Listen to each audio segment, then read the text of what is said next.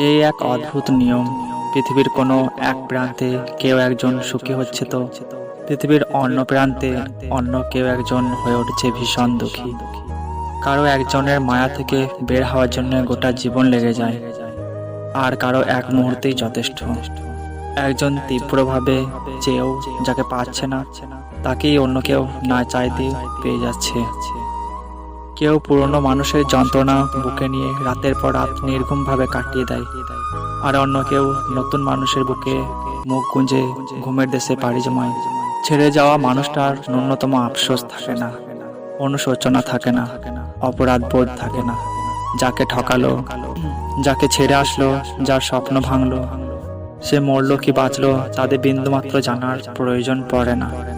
একজনকে ভালোবেসে যারা নিঃস্ব হলো, তাদের জন্য আফসোস হয়, বড় আফসোস হয়।